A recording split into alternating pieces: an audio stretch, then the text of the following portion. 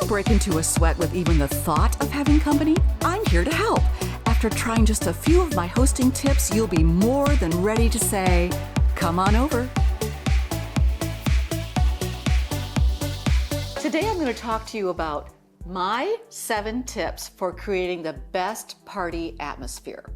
Why is that important? Well, when people walk through your front door or your patio door or whatever door you're wanting them to walk through, they want to be hit with all the right things from the moment they step into the party zone. So, what are they? Let's talk about them. First, music. How many times have you been to a party where there was no music, just like the hiss of silence, or the music was far too loud, like so loud that you're shouting to talk to someone? I can't hear you. You don't want either of those scenarios. You want some sort of background music, preferably for the crowd you're hosting. So sometimes when we're doing a dinner party and our guests are over, let's say 50, and they could be anywhere from 50 to 80, anywhere in that range, we like to put on a little bit of Tony Bennett, or we might do a little Elvis, or we might do a little whoever else is in that era.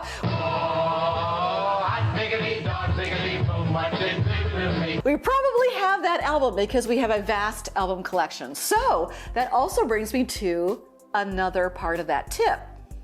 The way that you get party music to play in your house, you could do Bluetooth. We have this. It's called a Tribbit, and we can connect through our phones. So if you have Apple Music or Pandora or whatever thing that you have, whatever app you have on your phone, you can connect it and set it free. And you can move this around.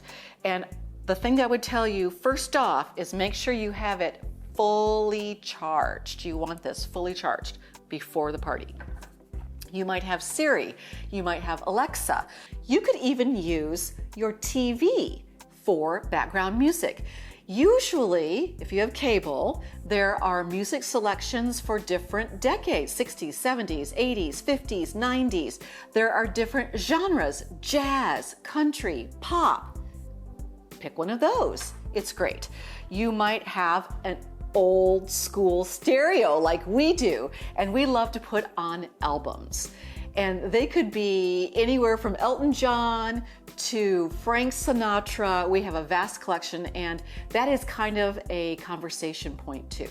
Okay, so we've got the music settled. Now, let's talk about perhaps you're having people over for a game on TV, like a football or baseball or basketball game.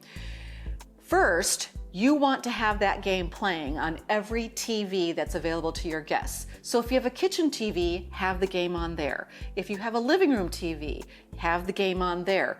Don't wait for the guests to arrive to try to find the game on TV. Already have it playing. You don't have to have it loud. Like I would suggest if your kitchen TV is somewhere close to your living room TV, have the living room sound on and the kitchen TV, just the screen on. That way people can move around and still see what's happening with the game. That's particularly fun for things like chili night or appetizers or things like that. Okay, so now we have the music and sports covered. How about the temperature in your house?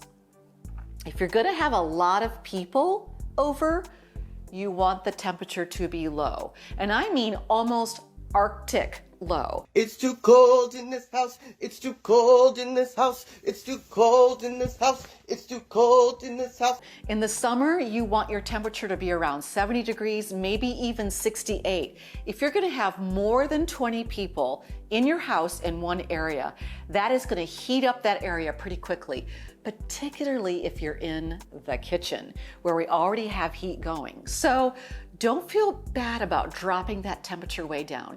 And if you're in the winter and it's chilly outside, you still want your house to be relatively cool because you're gonna have a lot of people in there. And then you can flip on that gas fireplace and not worry about people getting overheated. It's great for ambiance and it helps with the temperature. All right, I actually jumped ahead on that one. So now we've covered music, sports, indoor temp, and fireplace. Let's talk about the candles that I have in front of me. Candles are great ambiance, and I have some great fun things here. I've got just a plain one, and if you have a collection of these, or you can pick them up at yard sales or even garage sales, obviously, or antiquing. These are all over, and they don't even have to match. You can have them placed all over the house. You might have something like this where you can put a collection of tea lights in there, and tea lights are the way to go. Tea lights are self-contained.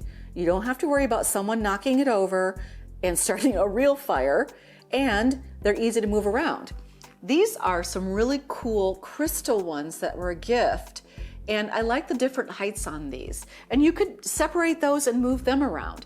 Any kind of candle lighting works, but a candelabra is probably not a great idea unless Liberace is here, and probably not gonna happen since he died a long time ago.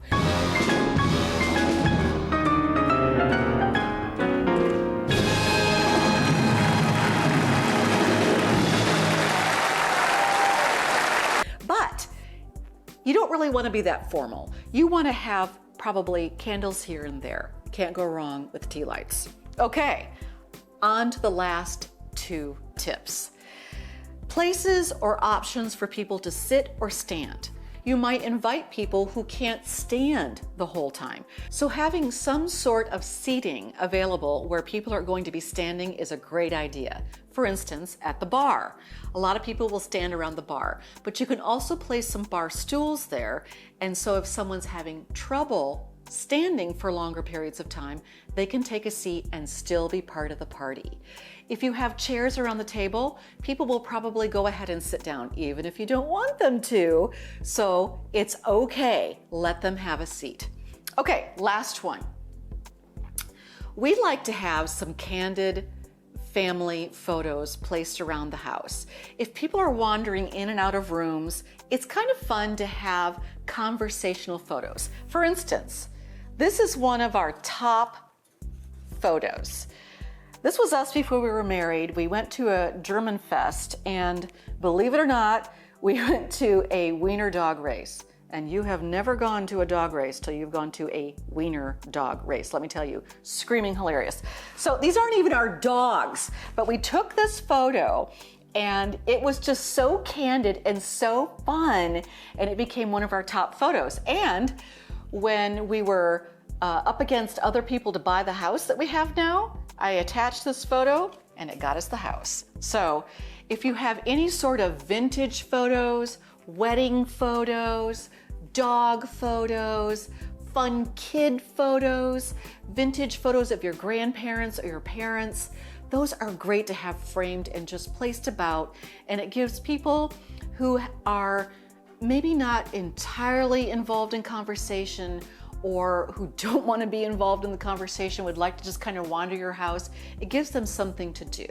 And it's always fun to have those around. So, in conclusion, the ambiance of your party is just as important as your actual party. So with just a little bit of planning and a little bit of thought and a little bit of collecting of things around your house, you can create the exact atmosphere you want to make your guests feel welcome and special. And isn't that what having a party is really all about? I think so. So now you have your background assignments to get that party started. See you next time. Let's talk about what I think are... Something's vibrating. Is it my phone? Oh, it is. Is it you? I'm sending Chris pictures. No, it's her.